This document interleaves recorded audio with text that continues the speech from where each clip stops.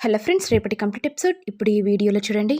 అమ్మ జాను, నీకు చీర పెట్టగానే ఇలా అపశకనంగా ఎందుకు జరిగిందమ్మా? నాకెందుకో టెన్షన్ అనిపిస్తుందమ్మా. అమ్మా, ఇవన్నీ నమ్ముతావా? ఎందుకు టెన్షన్ పడుతున్నావమ్మా? ఏ జాను, అపశకనం జరిగేలా ఉంది. ఎలాగైనా సరే పంతులు గారిని కలవాలి. పంతులు గారు పరిష్కార మార్గం చూపుతారు. ఎలాగైనా తెలుసుకోవాలి. అమ్మ తులసి, మనం గుడికి వెళ్దాం పదమ్మా. అలాగేనమ్మా. ఇక జాను వెంటనే, అమ్మ మీతో పాటు నేను కూడా వస్తానమ్మా.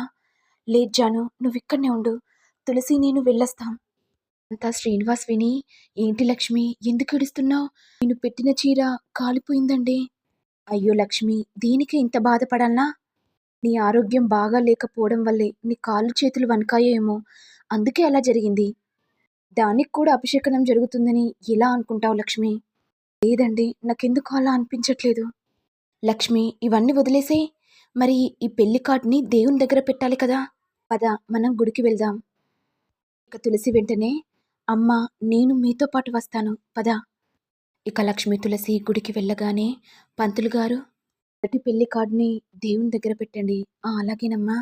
ఇక తులసి వెంటనే మాట్లాడుతూ, అమ్మ నేను రావి చెట్టు దగ్గర ప్రదర్శన చేసి శివాలయం దర్శనం చేసుకొని ఇక్కడికి వస్తానమ్మా. అలాగే తులసి. ఇటు కనిష్క గుడికి వచ్చి ఇక రావి చెట్టుకు ప్రదర్శన చేస్తుంటే ఇక కనిష్క సిద్ధుని చూసి, ఏంటి సిద్ధు ఇక్కడికి వచ్చాడు?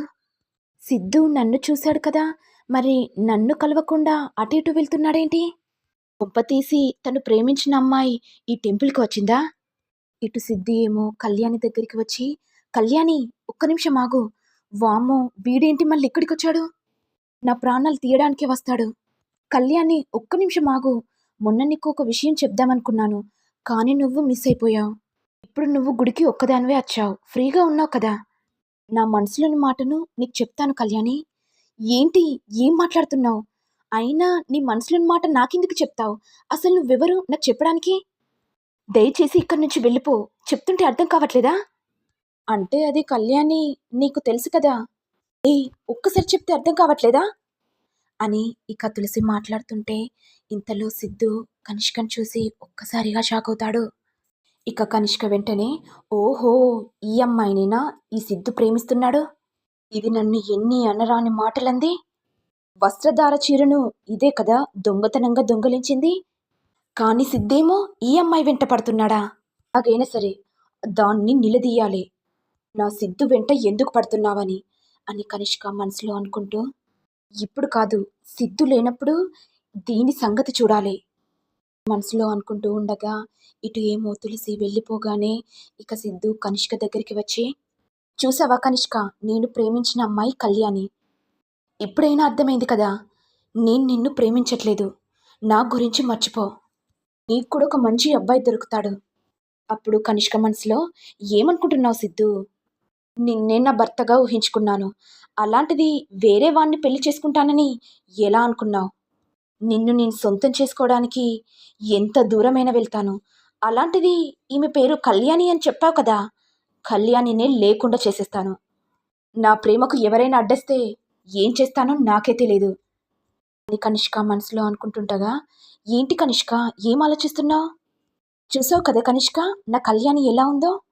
ఇక కనిష్క కోపంతో ఇక అక్కడి నుంచి వెళ్ళిపోగానే ఇక సిద్ధు సంతోషంతో, అమ్మయ్య, ఇక నా లవ్ మ్యాటర్ కనిష్కకు చెప్పేశాను. ఇక కనిష్క నా వెంట పడదు. ఎలాగైనా సరే నా కళ్యాణ్ని సొంతం చేసుకోవాలి అనుకుంటూ ఇక సిద్ధు వెళ్ళగానే కనిష్క తులసి దగ్గరికి వచ్చి, ఏయ్, ఏమనుకుంటున్నావే? లో ఉన్నప్పుడు నా చీరను దొంగలించిందే కాకుండా నా కాబోయే భర్తను ప్రేమిస్తావా? నీకు ఇంత ధైర్యమే? ఇక తులసి కోపంతో, ఏ, ఏం మాట్లాడుతున్నావే? మర్యాదగా మాట్లాడు. ప్రతిసారి గారు అని రెస్పెక్ట్ ఇచ్చి మాట్లాడుతున్నాను. అలాంటిది నువ్వు నన్ను ఏంది అంటావా? నువ్వే బతివే నన్ను అనడానికి.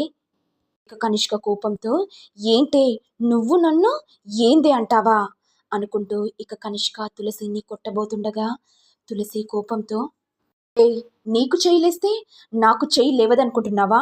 మర్యాదగా ఉండు. మర్యాద పోగొట్టుకున్నావనుకో, ఎక్కడ ఉంచాలో అక్కడ ఉంచుతా.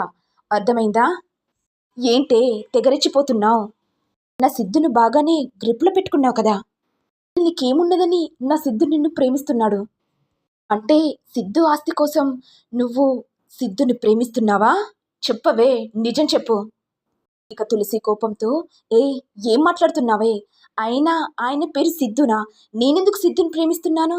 నాకేం అవసరం సిద్ధుని ప్రేమించడానికి? ఓహో!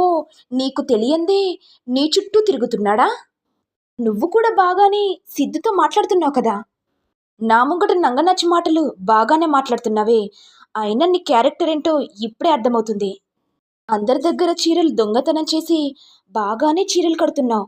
అంటే అందరినీ వలలో వేసుకోడానికా? అయినా లేని వాళ్ళు ఇలాగే ముస్తాబవుతారులే. ఉన్నోళ్ళ వాళ్ళ దగ్గర ఎలా చీరలు దొంగలించాలి అని ఆలోచిస్తారు కదా! ఇక తులసి విని కోపంతో కనిష్క చెంప పగలగొట్టగానే, ఏయ్ ఏంటే నువ్వు నా చెంప పగలగొడతావా? అసలు నీకు ఎంత ధైర్యమే? నా గురించి నీకు ఇంకా తెలీదే? నీకు టార్చర్ ఏంటో చూపెడతానే, నీ సంగతి చెప్తా అనుకుంటూ ఇక కనిష్క వెళ్ళిపోగానే ఇంతలో లక్ష్మి వచ్చి, ఏంటమ్మా ఏం జరిగింది? ఏం లేదమ్మా, ఆవిడ ఎవరో వచ్చి నానా మాటలు అంటుందమ్మా, అందుకే ఆమెకు కరెక్ట్ అయిన సమాధానం ఇచ్చానమ్మా. ఏంటమ్మా తులసి, ఎవరినైనా సరే ప్రేమతో మాట్లాడాలి. అలాంటిది ఆమెపై చేయి చేసుకోవడం కరెక్ట్ కాదమ్మా. ప్రతిసారి నన్ను ఎన్ని మాటలన్నా మౌనంగా ఉన్నాను. ఇక నా సహనం సహించలేకనే అమ్మా తన మీద చేయి చేసుకున్నాను. సరే అమ్మా, ఇక ఇంటికి వెళ్దాం పదా. ఇటు జయనందనేమో ఇక జాను గురించి ఆలోచిస్తూ, అసలు జాను ఎందుకు ఆఫీస్కి వచ్చింది? ఏదో విషయాన్ని దాస్తున్నట్టు నాకు అర్థమవుతుంది. తన మాటల్లోనే అర్థమవుతుంది ఎంతో టెన్షన్ పడుతుందని. ఎలాగైనా సరే జాను మనసులో ఉన్న మ్యాటర్ని తెలుసుకోవాలి అనుకుంటూ ఇక జయనందన్ ఆలోచిస్తూ ఉంటాడు. ఇటు జాను ఏమో సంతోషంతో విశ్వకి ఫోన్ చేసి, రేయ్ నీకో విషయం చెప్పాలనారా? జైసారన్నాడు ఇంటికి కావలసిన ఖర్చులన్నీ నేనే భరిస్తాను. ఇక మనిద్దరం పెళ్లి చేసుకోవడమే దూరంగా ఉందని చెప్తున్నాడ్రా. ఇంట్లో ప్రాబ్లం వల్ల జైసార్ని పెళ్లి చేసుకోను అనుకున్నాను. కానీ ఇప్పుడు అర్థమైంది. జైసార్ మా గురించి ఆలోచించాడు. మా సమస్యల గురించి ఆలోచించి అన్ని ఖర్చులు నేనే భరిస్తానని చెప్పాడు. చాలా సంతోషంగా అనిపిస్తుందిరా. ఇక నేను జైసాన్ని పెళ్లి చేసుకుంటున్నానురా అని ఇక జాను చెప్పేసరికి విశ్వ ఒక్కసారిగా కుప్పకూలిపోతాడు. మరి నెక్స్ట్ ఎపిసోడ్లో ఏం జరుగుతుందో చూడాలి. మరి మీకు వీడియో కనుక నచ్చినట్లయితే లైక్ చేయండి, షేర్ చేయండి, సబ్స్క్రైబ్ చేయండి. Thank you all.